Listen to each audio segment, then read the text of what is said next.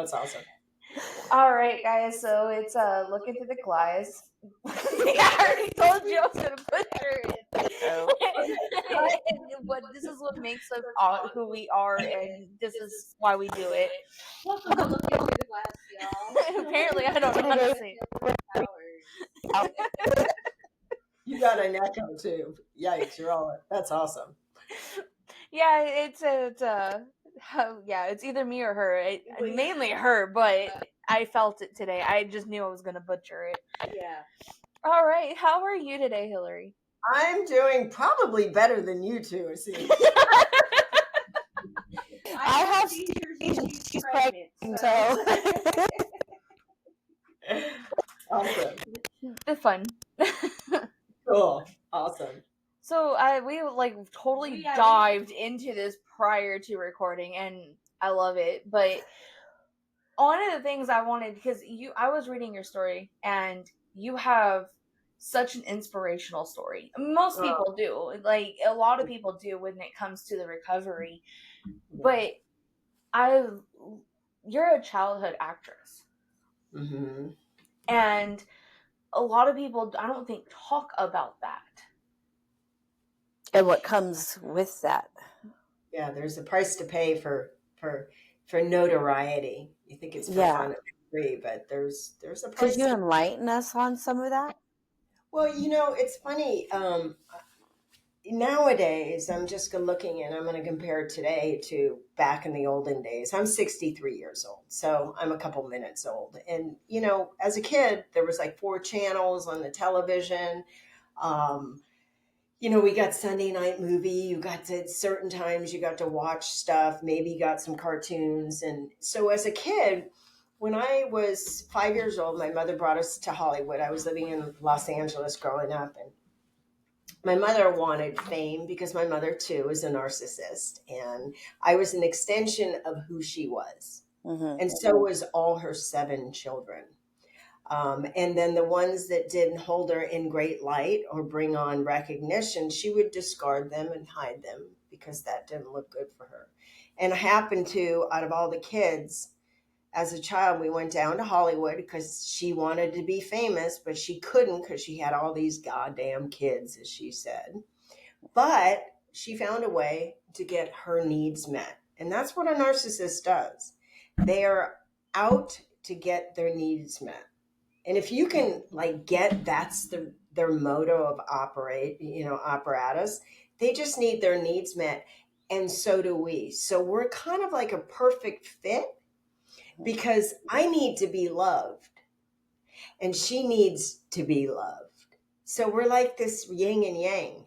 And so as a child, I wanted to people please. I wanted mommy to love me. So I became everything she wanted me to. We do that normal in any mother and daughter, or son and father, or mother and son, what have you, is we do things. It's a natural thing for like a little boy. You'll say, who's the strongest boy here? And they're, ooh, who's going to take the trash out? I am, Mom. So we do things for love. It's a natural thing.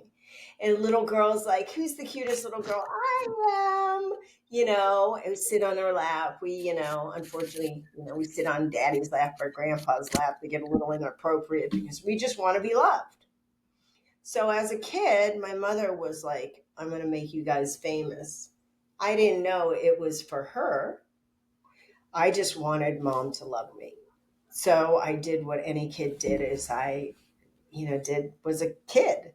And as a kid, I looked like Shirley Temple. So that was kind of a check plus that got me in the door. We look like the Kennedy families. Everybody was really pretty on the outside. Yet the inside of our home was like the house of horrors. There was a lot of fighting, there was drinking, there was alcoholism, there was sexual abuse, there was physical abuse. There was all this stuff that back in the day was very taboo. You didn't talk about it. You just pretend like everything's okay. Mm-hmm. You show up with bruises and you go, oh, my brother hit me. Little do you know that I was beating the shit out of my mother. But we don't say anything because we're not going to let anybody know that things aren't perfect. So as this kid, I got this first job. I was the voice of Sally and Charlie Brown Peanuts, the cartoons. You'll hear my voice for Thanksgiving. At 5 a couple minutes ago. We're all very familiar with your voice. So, as a kid, I learned how to smile, look cute, and at all costs, don't show your emotions because it's not profitable, as my mother used to say. So I grew up with this stage mother that I learned how to be a character, meaning I learned how to be what you want me to be. So in trauma, and I talk a lot about trauma because I've had a lot, and our world is in a traumatic. We're in constant trauma. Yeah. We don't know how to get out of it. All I knew is, as a kid, it was fight or flight, be good or be eaten, live or die. Those are the trauma responses when you're a child. I grew this character I call self, Hilary, that's always ready for Freddie. Smile, don't show emotions. I'm going to be in trouble. Be good, do good, look good, act good. Shut down.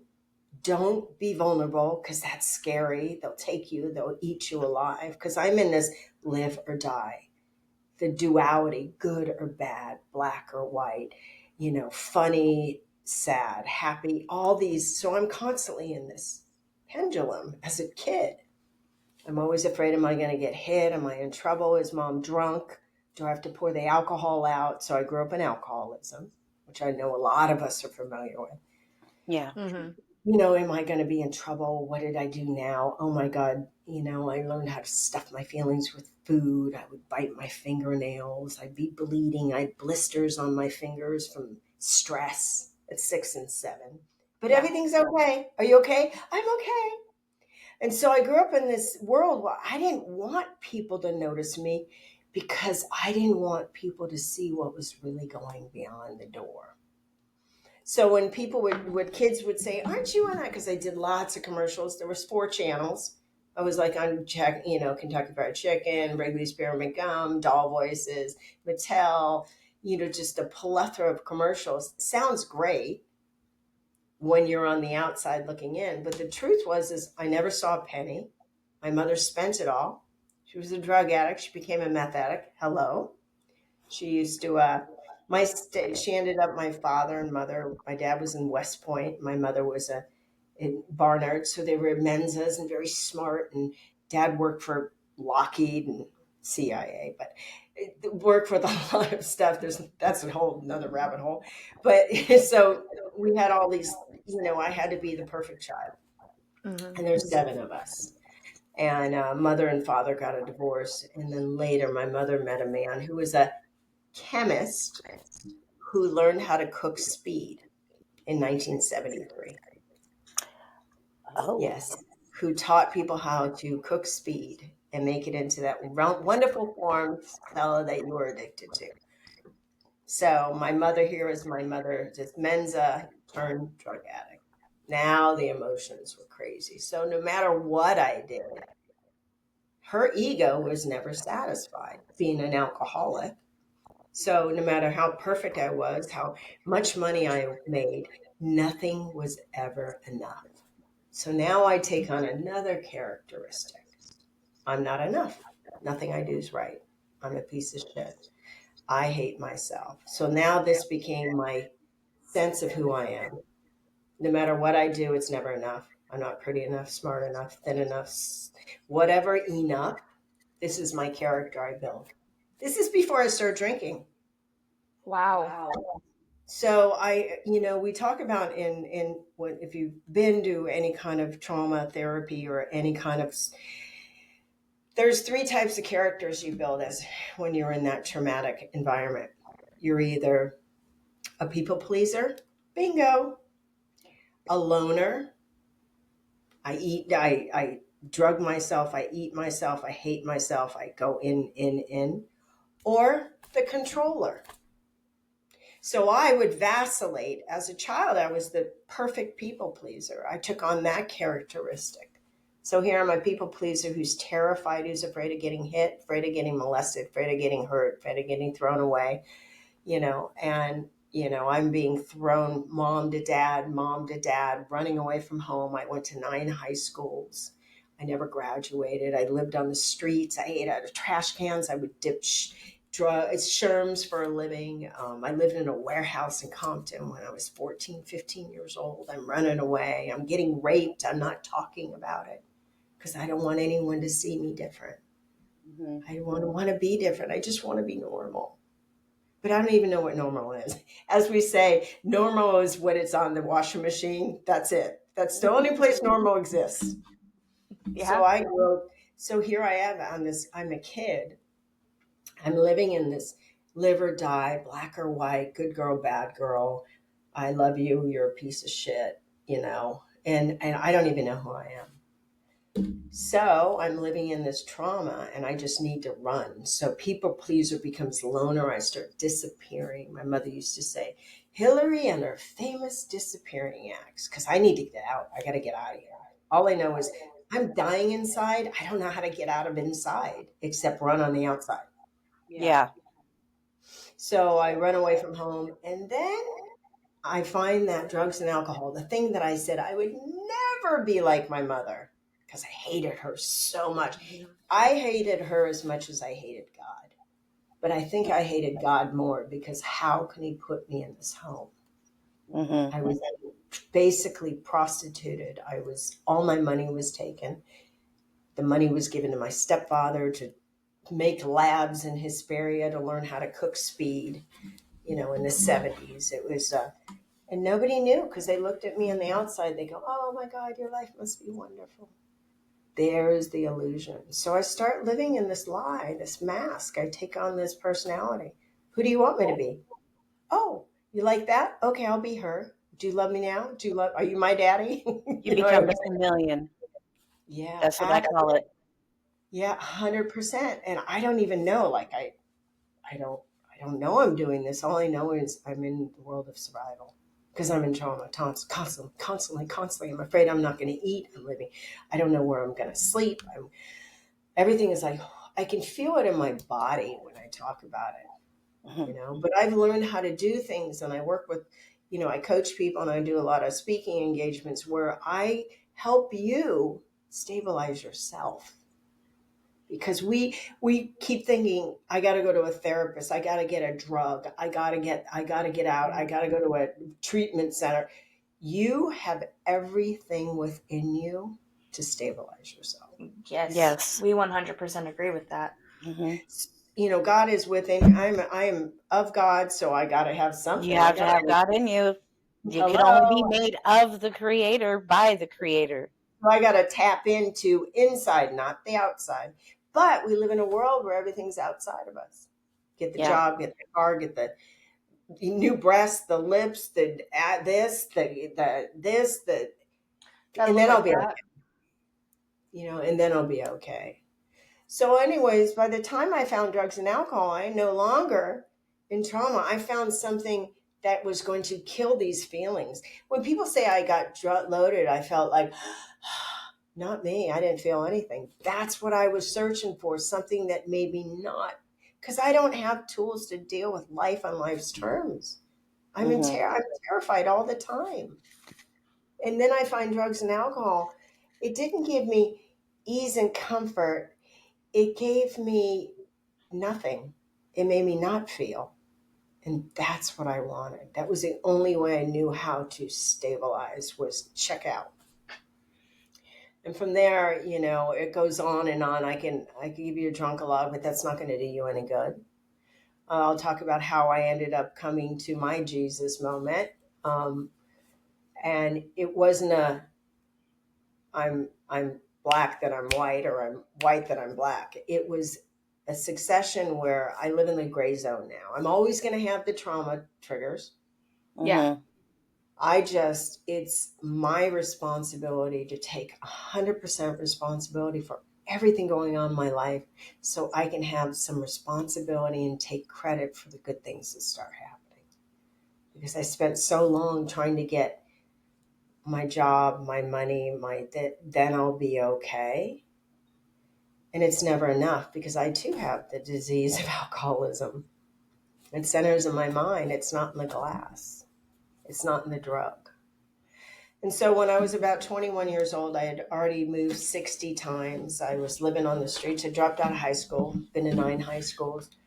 I lied to get into a nursing college because it was back in the day. You could say, yeah, the diploma's in the mail. But I Hmm. suited up and I showed up because I know how to perform.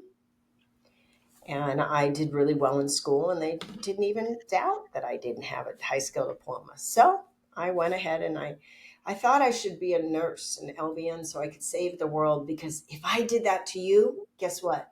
You owe me. Then you'll take care of me. Because, see, I keep thinking it's out there. Yeah. It's going to make me feel okay in here. Yeah, you're still searching for that peace out there, outside And of you. yeah, and I didn't even know that I wasn't missing anything. I just needed to discard a lot of this old ideas and all these principles, these truths I was living by. That I'm not a bad human being. Where did I learn that? Who told me that? What fractured human being, what hurt mind told me that information? My mother. Your mother, yeah. So, It's the something that's learned between the ages of firstborn and 7 years. It's the first 7 years that's that's learned. so critical. That's where my clay gets molded. Hmm. But the wonderful thing is, through God, all things are possible, which means my molding can be shifted and changed and reestablished. And that's what my relationship with God has done. My Yeah. relationship to the way I treat Hilary, that little hurt girl inside that I have to go to on a daily basis. I get scared every day, and I have to go, it's okay, honey. Everything's going to be okay. I got you. I'm not going anywhere. I was waiting for someone to rescue me. I think I was Literally. for a long time as well. I think I was for a long time until finally God actually rescued me. Yeah, and the wonderful thing is, God said, I'm going to get you this time. Now you got to get yourself from here on. I'll be here, but I'm not going to keep bailing you out, honey. That's a good father. Yeah. Hmm.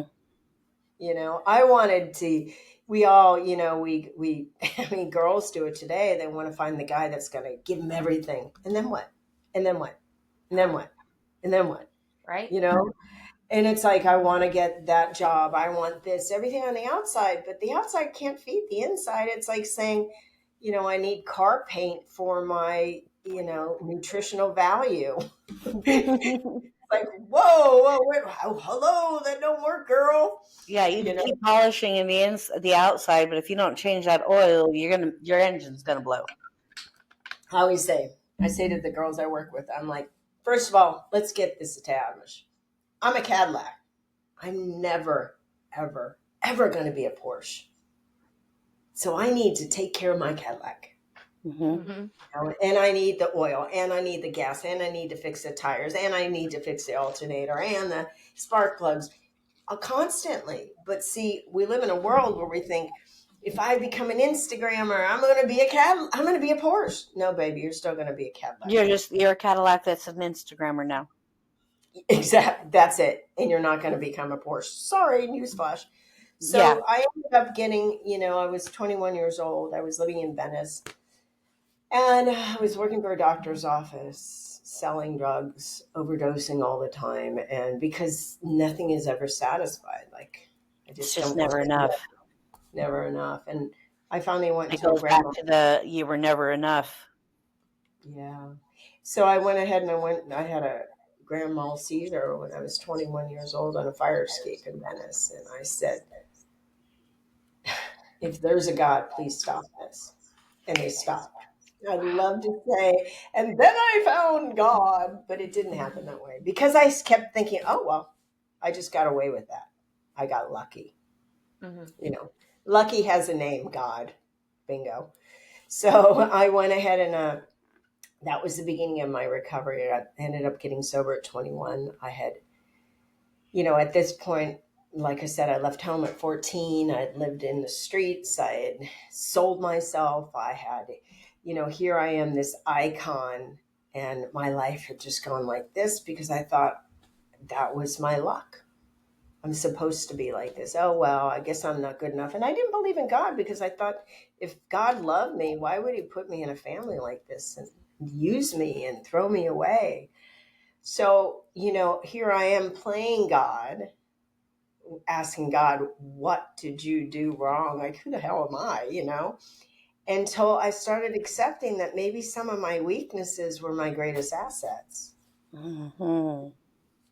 And so when I ended up having this conversation with this God that I didn't believe and understand, I mean, I had been saved. I had my neighbors praying for me. I'm like, yeah, right. It ain't going to happen. I'm white trash. It's not going to happen. That was my mind told me this. And then, I started having this relationship with this God I didn't understand. Like, I don't know if you're here, God, but can you help me with this? Can you help me with this? And all of a sudden things started shifting. And, I stayed sober for a very long time. I went back to college. I had a great mentor who made me go back to school, and I got my high school diploma, and I ended up going to film school and art school. And I built up this huge outside life. And almost 20 years later, I made a decision that I didn't need Alcoholics Anonymous anymore. I got this. See, my ego rebuilt itself.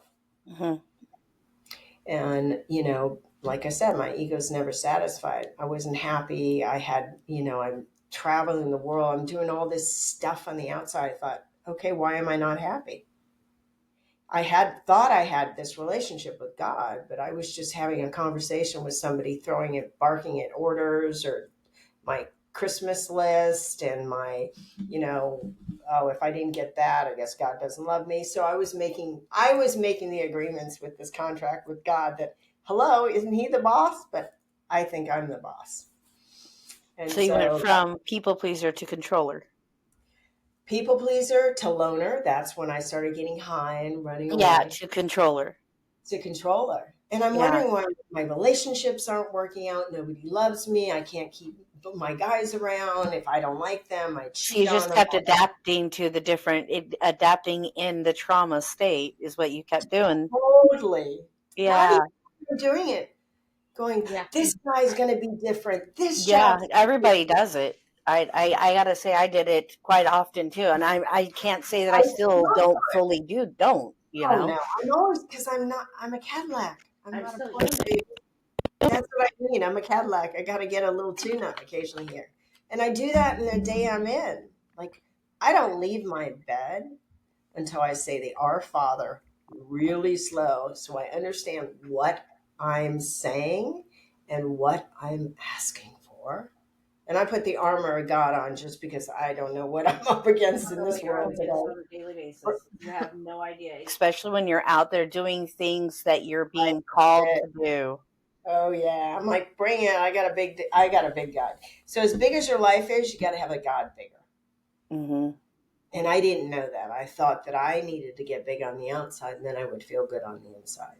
Yeah. But I had a boyfriend, my first boyfriend, God bless him, he died of a heroin overdose. He used to say to me, Hilary, your funnel's on backwards. I go, what do you mean? He goes, you see life messed up. Because I kept thinking when I get there, I'll be happy. But there doesn't exist.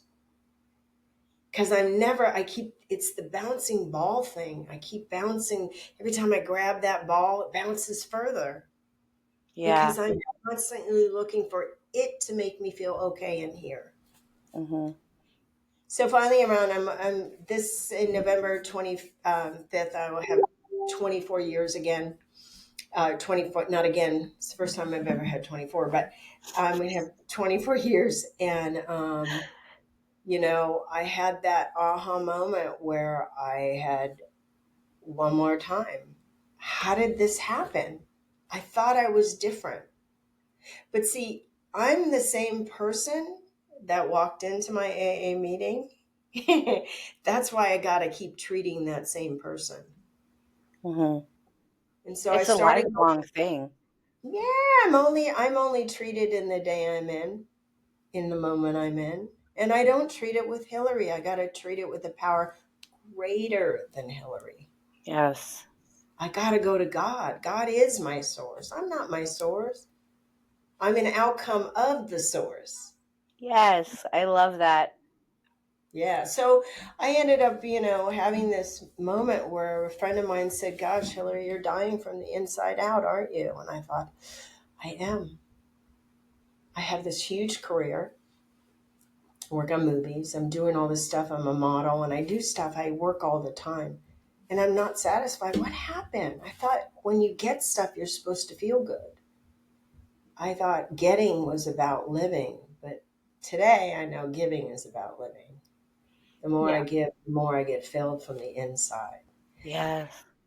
And so I ended up, a lot of things have transpired, now I have this relationship with this God that absolutely loves me, that I know all I have to do is talk to him in the day I'm in. And sometimes when it gets crazy out there, when I'm on the highway, when I'm on 95, and I know I'm trying to drive the other person's car. I'm telling him how to drive a car. So I've got to drive my car and I'm driving your car. So my mind is fractured.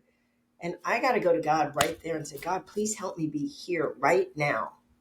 Help me just be okay with right now. So I've learned to have a relationship with this power all day long. I love when people say, I pray in the morning and at night. And I'm thinking, dude, what happens the other 11 hours, 11 and a half hours? Oh my I God, do are you in charge?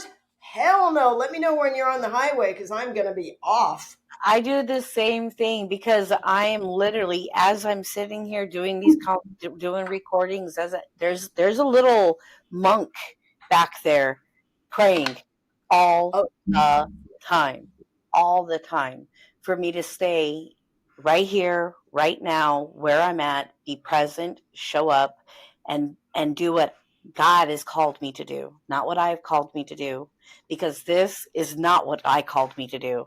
What I right, called me to do, I was a veterinarian. You know, that's what right. I was supposed to do. Animal behavior, veterinary work, having, opening up a nonprofit, animal clinic type thing or sanctuary. And up until 2 years ago, that's what I thought I was supposed to do. She fought me on it too. I fought it. I fought it. I fought it. I was animals is where it was at. And God really had to show me in not the best way, but the only way I was going to see it. And that was by having difficulties with being able to take care of the animals. So the Mm, seizures ramped up. Things ramped up on me to where I was incapable and I had to go through that boohoo, poor me, pity me party, you right. know. No, we all go through it. We all go through the same motions. I'm not trying to, put any less value to it than what it is because it is an important step. It is a very Right. important step, but at Yeah. the same time, you got to be willing to walk out of that Yeah. moment, Yeah. out of that God, why me, or type How about type why not? Why not? mentality. You Why not? know, you're right. But Yeah. it took up until 2 years ago. I was meant to be a veterinarian to open up a nonprofit animal organization, and this is where God's got me. you know. No, that's awesome. It's so funny. Once you let go absolutely and you're like, I'm just here for the ride. I'm here in I'm going to watch this movie play out. Obviously, you've Yes. got me in some kind of, I don't know what my role is, God, but can you please show me in the day I'm in? Who am I supposed to be? Instead of, what am I going to get? How can I give? How can I be of service? Where can I add to your world? Because I'm just in it. I'm visiting. This earth suit, I'm just visiting before I go back home. Period. That's my It's motto. such a common conception that everybody has. We had several people go where just Passing. we are spiritual people having a human Yeah, experience. this is just a meat suit. That's Yeah, what that's this is. This meat yeah. suit is not me. It is the meat suit that I have to carry. you know? I'm an example of what God is. So, I gotta be it instead of say hmm it, you know. But it's interesting. So how I talk about when I deal with trauma is I always like to, I call it the triangle, self-preservation. I start, all these ways, loner, controller, people pleaser, but I'm in the middle. So I'm vacillating. I'm doing, because when I'm in trauma, I got to try these things. Is this going to keep me alive? Is this going to keep me alive? I'm not going to die. You're going to kill me. I got to act like this. And when I got sober again, you know, in AA, and I'm a huge advocate of AA, and I'm a huge advocate of therapy, and I'm a huge advocate of like any modality. I've done it all. You know, I've gone from every single religion. It seems like, from Buddhist to, Sufism to Kabbalah to Jewish. I mean, you name it. I'm just a seeker because I'm hungry. And when you're not getting satisfied, you keep eating. But I'm now satisfied. I'm really okay with the God I believe in today. Now I feel like I'm getting quenched. My thirst is getting quenched. Because if I don't quench my thirst, I'm gonna get thirsty again. And I'm gonna start drinking. I gotta keep my thirst quenched by God. For me. That's what I have figured out. But so, when there's stages on how to stabilize. So when we come into a meeting or we go to church or we get into a community, that's our first sense of stabilization where I feel safety. And I always suggest you're seeing, tasting, touching, hearing, smelling. These are your senses that God gave you. The sixth one is where we go for source. That's where I go to God, who guides me. So when I work with people, I always say, okay, let's get our senses down. Are you eating well? Are you drinking right now? Are you not eating a lot of sugar? Like, let's stabilize. Are you talking to people? Are you going outside and getting your feet in the ground? Are you going for a swim in the ocean or playing at the lake or catching fish? Something to feel stabilized in the senses. You're seeing, tasting, touching, hearing, smelling. And I give them exercises like, what do you like smelling? What's your favorite thing? Do you like bubble baths? Do you like, going for walks? Do you like listening to children laugh and cry and play and all these things to stabilize? And once I get stabilized, then I am getting away from my trauma because I'm not in the fight or flight, live or die. I'm stabilizing. Then I could go into the next step, which I call the community. That's where I feel like I have a sense of belonging. All of a sudden, I start talking to other people. How are you doing? I get out of self. I start hearing and listening. And that's where my AA meetings, that's where you go to church, that's where you go to PTA, that's where you play basketball or you play soccer on Saturdays. You get a sense of a community. So you have a sense of belonging. And once I can get into that sense of belonging, that place where I feel stable and I feel a part of, then I start getting some self-worth, some self-esteem. They go, hey, Hilary, you showing up next week? Oh my God, they like me. I didn't have to do anything. They just, hey, we're gonna have a potluck. You want to bring the potato chips? You want to bring the sodas? Oh wow, I'm needed. So now I'm in a community and I start even stabilize because all of a sudden I start liking myself. I'm like, yeah, I'm okay. Wow, they like me. That's cool. I feel good about myself. Wow, that's neat. I have friends. And once I get that self-worth, then I can be productive in the world outside of me. Someone says, hey, I'm looking for someone at the, I need hours 7 to 3 at the gas station. I'll do it. All of a sudden, now I can get a job.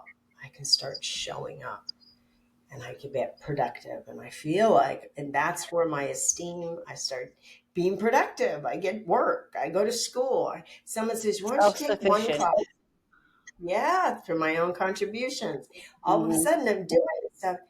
And once I'm doing that, then I overflow because I'm praying and I'm saying, God, I don't even know who you are, but can you help me today? I don't know if you're here, but can you just be with me?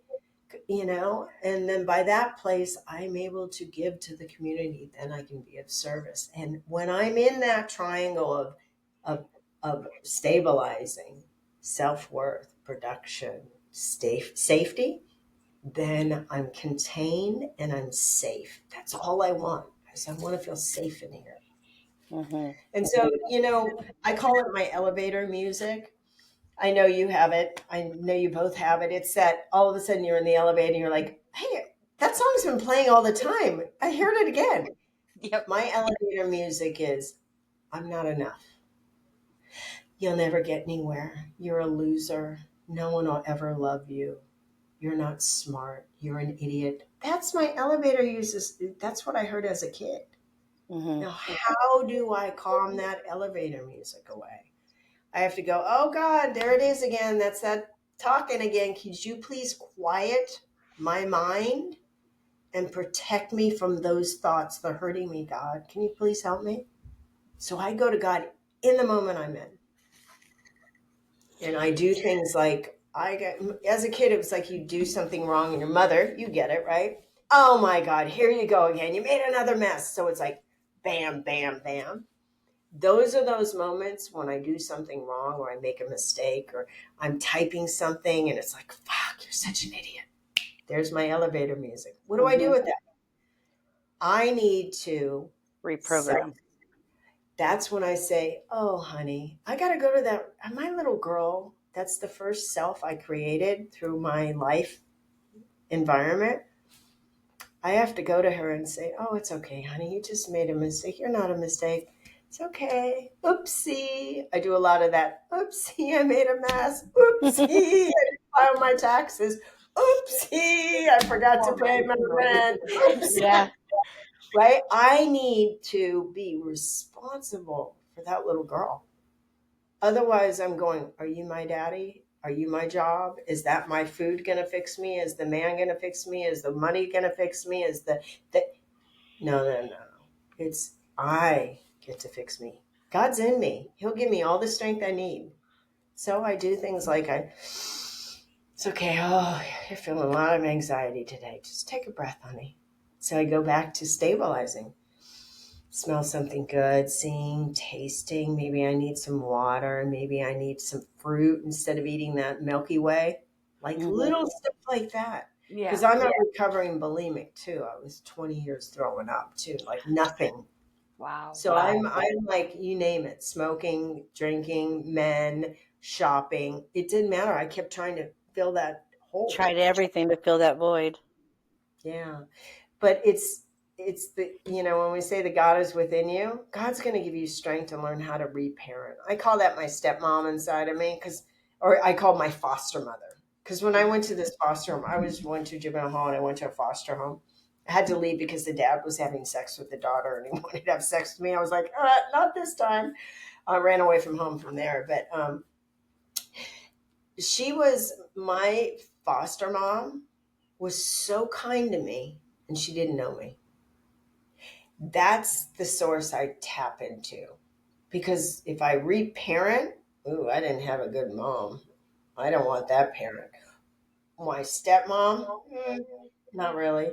But if I go to my foster mom, Hilary, and I go, it's okay, honey.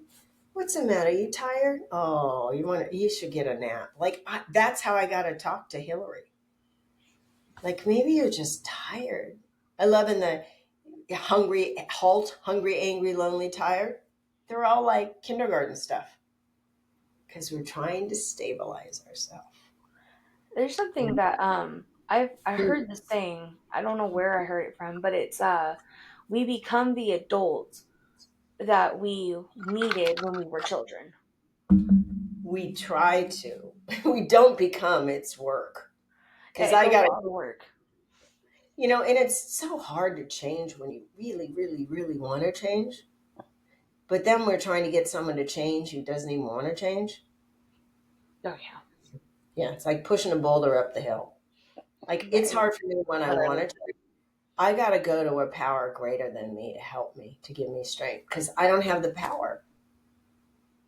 No, I don't think I had the power either. The power, it all came from God. The ability to be able to, and so with me, every time I was in a addiction mentality and I had a severe head injury. And I, because I was in a newer relationship and this guy was going to fix me, this guy was going to save For me. your daddy. Yeah. Those were the men. That's just it just kind of goes hand in hand. The mentality kind of fits together there. And so I was in that fear of losing, which he is my husband now today. We did get married and we are married today. But,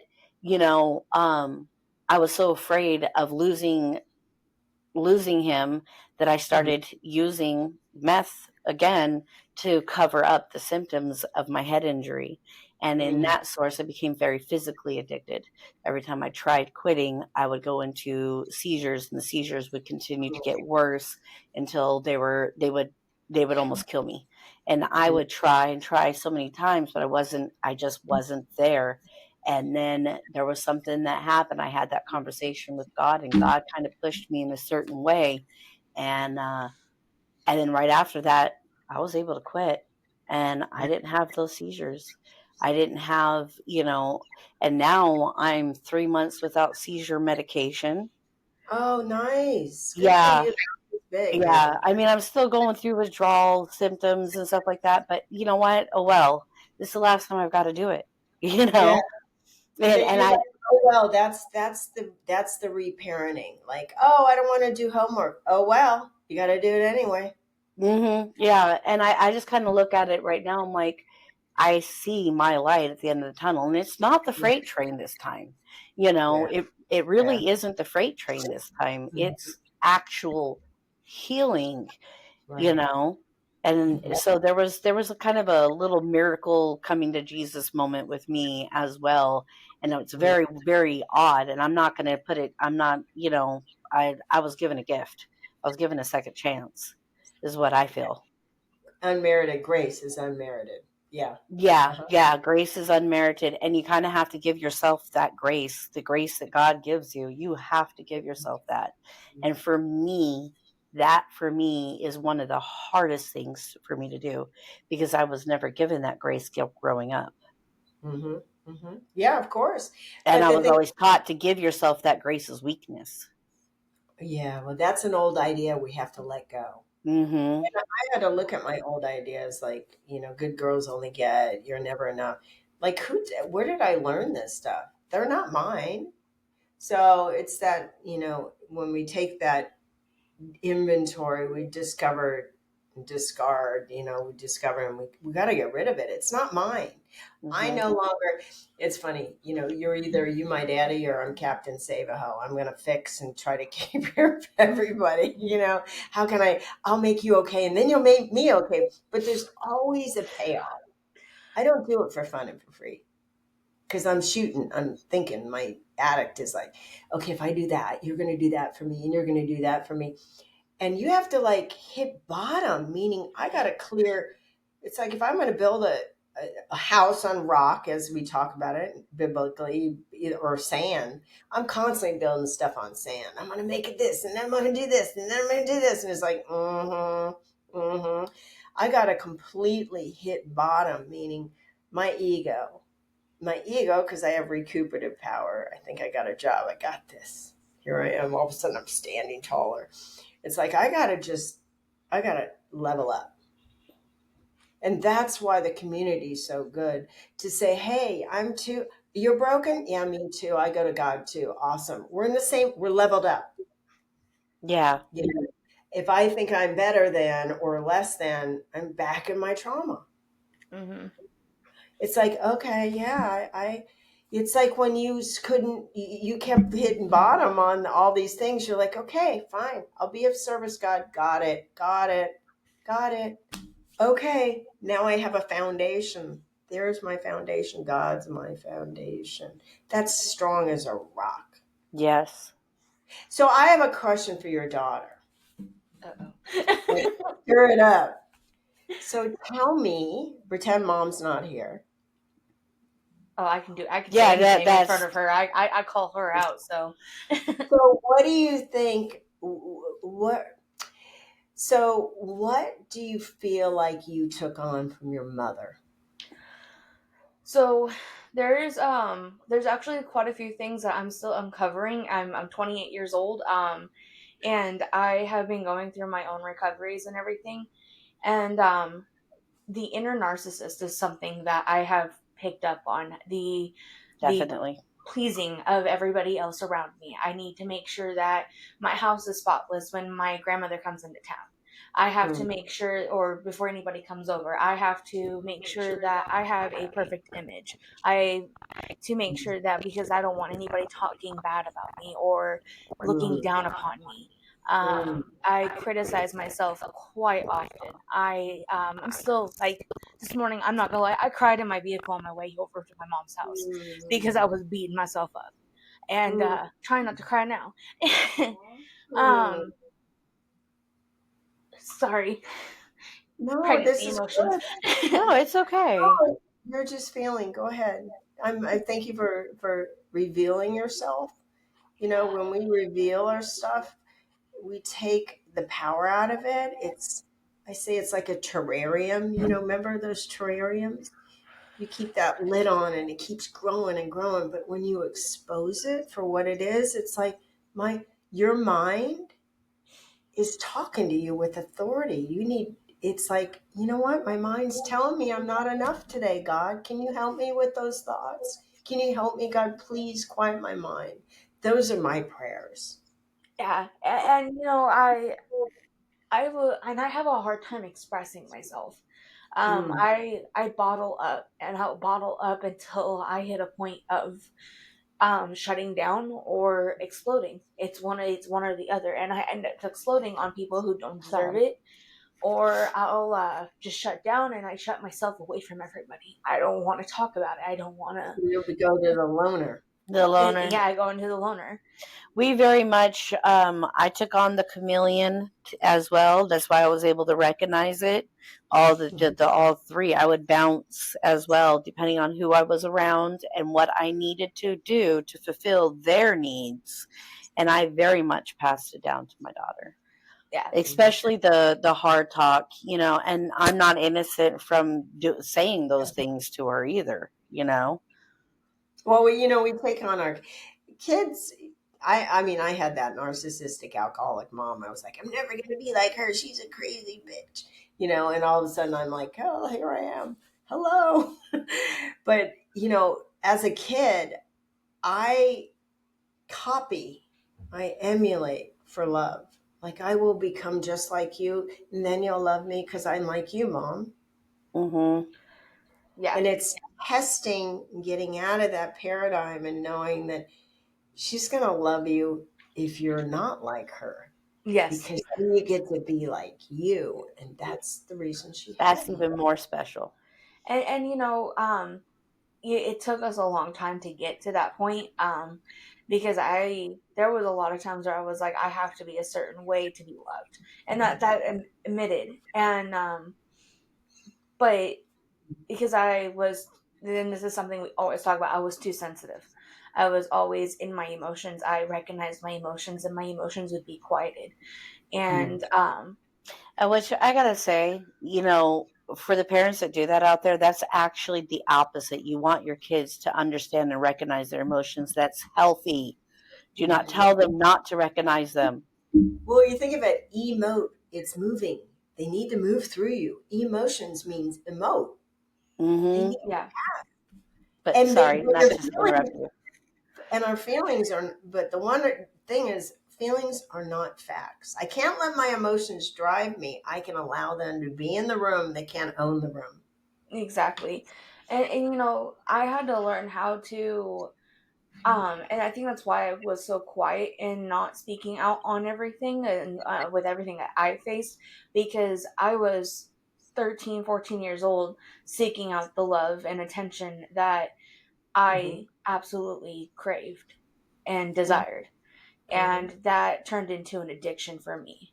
And Mm-hmm. so it turned into a non-substance addiction. And I that's something that we very much like to speak out of on, because It's not spoken about enough. we like to talk about Non-substance, the drugs. We like, men, food, drugs. You kidding? I just need to fix me, fix me. Yeah. exactly. And so and I didn't realize that was my addiction until just December 31st of last year. Oh, that's all. That's when it hit me and when I realized that was my addiction, because I got married and I was still doing it when I was in my marriage. And you know, and he supports me to this day, and he has been there by my side through it all graciously. And so but there's the little things that I have picked up. You know, I have the little narcissistic tendencies that I have in me that I Everybody end up does. Yeah, and I Everybody end up does. taking it out on my husband, or or my brother, or somebody else, and I'm quick to recognize it, but it takes me a second. That's It's why having a community is great, because we can see ourselves in so many other people. exactly. And me, because I'm pregnant with a little girl, and I'm like, I do not want this for her. I do not want to do the things that happen to me happen to her. I don't want Let's break that cycle. yeah, I don't want my inner mother coming out on her. No, agreed. And and because She will. She's occasionally gonna, but that's where you need to give yourself grace and allow yeah, yourself to make mistakes. You make mistakes, you're not a mistake. That you're going to pass stuff on, but here's the greatest news. She's gonna have God too. yes, So she can go to God. That's the best thing. I look at all the stuff I've been through. I wouldn't change one thing. And I love my mother. She's passed. I have no ill feelings, because the gift of forgiveness is a gift for me. Yes. oh yeah, and I have no ill feelings towards my mother at all. And, through everything, all the things, there's still things that could come up, and there's no reason for me to have that ill trauma, of that ill, emotion towards her, because Hmm. I have to allow myself to heal. Just remember, every nut needs a screw. So that's the reason why. Yeah, I mean, and that's very much us. If the nut fit. Oh yeah, people are like, he's crazy. I'm like, every nut needs a screw, honey. You obviously retracted that one. You fit perfectly. I will be sure to tell my husband that one too. My husband already knows it. My husband knows he was crazy for marrying me. So He married me when my head trauma was at its height. height. Like Yeah. we literally had and I I had had undiagnosed PTSD from a 13-year-old prior marriage. He was alcoholic, very, very abusive. Yeah. So there was undiagnosed PTSD. And if anybody understands head trauma and PTSD, when you have PTSD is literally a giant steroid for head trauma. And I was going into like Vietnam type vet type with backlash. Yeah, it was pretty bad. We called them my angry seizures, because it was literally, I was back at the moment fighting for my life. It would throw me into a fight or flight. And I mean, there was times that, I mean, he's had to hold me down. He's taken hits. He's taken, chairs thrown at him, you name it. I would tear up the house. The famous spoon. Yeah. Or fork. Yeah. I would tear up the house when I would go into these seizures, because that's where I was literally being taken back to the time where I had to fight for my life. And that's what I was doing, and having to forgive myself for those, I think, was the hardest thing out of everything, was having to forgive myself for those. For not being perfect. I don't know why we have this illusion that we're supposed to be perfect. Well, Maybe. the one thing my therapist told me, she was like, you do need to understand that was not you. In no way, shape, or form was that Sela. Sela was left the building, and your body and your mind had taken over at that point. She goes, you need to understand that those were times where your brain was literally taking over everything, and you checked out. Right. You weren't capable. Your brain was healing and going through so much. And I think that's what helped me, was the fact that, and also we did name it the angry seizures. So we were able to give it a label to where my kids didn't place it on me.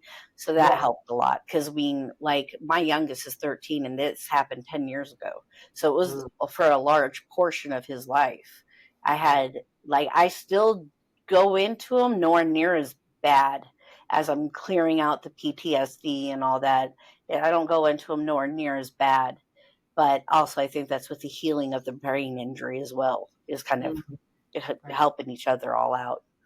I named mine too. I call her Helga when she's little. My husband's like, oh, Helga's back. You know Do you what? have you must have multiple personalities like I do, like all the different characters in the head.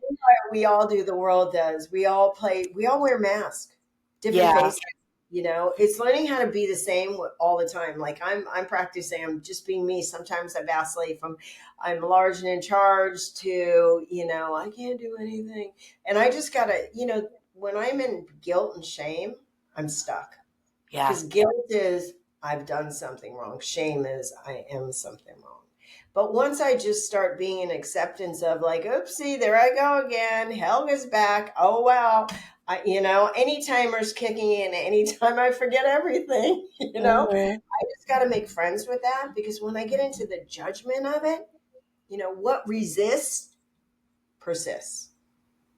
So once I go, oh well, I'm in that oopsie, all of a sudden there's a self forgiveness, and then there's an ease where I can ease myself out of that.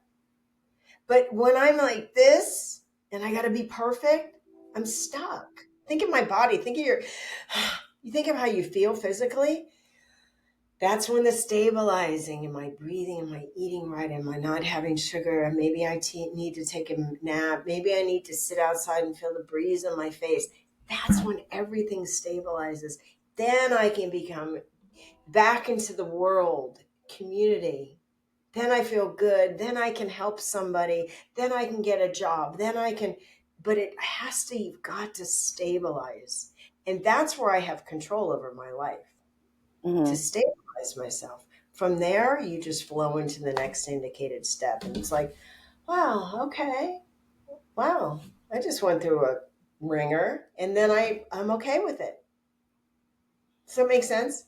yeah. Yeah. It does. It makes a lot of sense. I love the way you break it down and the way you explain it.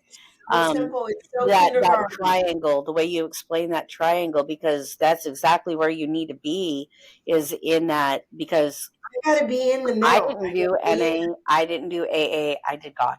That was You know that what? AANA, what does it do? It builds a relationship with with God. God. Exactly. Going to But your personal higher power, whatever that happens to yeah, be. So whatever you it have to is, yeah, acknowledge.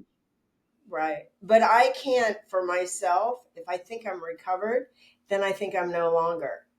I tell myself I have alcoholism, not wasm, ism. It's always going to be here. I can only treat it right now, Hmm. right now, right now. Because it's like saying I went through trauma. I don't have it anymore. Bullshit. You still have it. We always have it. Honey, I can walk outside and someone can say, yo, bitch, and I'm ready for Friday. I think back in Gangsterville. It's Yeah. like, whoa, whoa, oh, he's talking to somebody else. Like I go straight into it. So I got to have a God, a living God, not a God that's on an altar or a God that's in a book. I got to have a living God that I can have a conversation with right there and then and go, oh God, can you calm me down? I'm scared today. Can you help me right now? Can you please? Oh my God, I want to eat a whole bag of Oreo cookies and throw it up. Can you please help me, God? I just feel, I don't know what's wrong with me. Can you be with me? Like that's real. That's living in the day that I'm in. Yeah. I And don't that's become a being Porsche. you. I don't being a Porsche. I'm not going to be a Porsche. I'm a Cadillac. I got to keep working on my Cadillac every day, every day, every day. Every day. So yeah, Absolutely. good conversations, ladies. Right? Always. We love the conversations that we get on here, and I hope that we can have you back again. If anybody Oh, wants huh? to look you up, I know it's obvious. Just You look do up your name. motivation speaking and you do other podcasting. So if anybody that's a podcast Yes. wants you I'm a on, keynote speaker. I love in person. I don't care. Yeah, I'm on Instagram, Hilary Powers. I'm also TikTok Powers. I'm on LinkedIn, Facebook. Um, and like I said, I will give you my link you can go to bookhilarypowers.live if you want me to do a keynote or any kind of a motivational. So yeah, I just love sharing the message that was brutally beaten into me. And I freely give it away. I don't mind. helping another human being know that, it happened to them, it's not them, and anyone can heal as long as you have hope.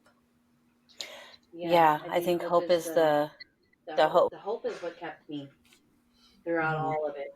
Hope Yeah. is what kept me. Just I think I was kind of lucky where I always had faith.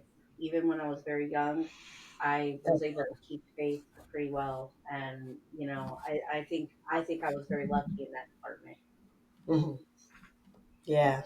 So when it came to the recovery, I already had that faith already Right. there.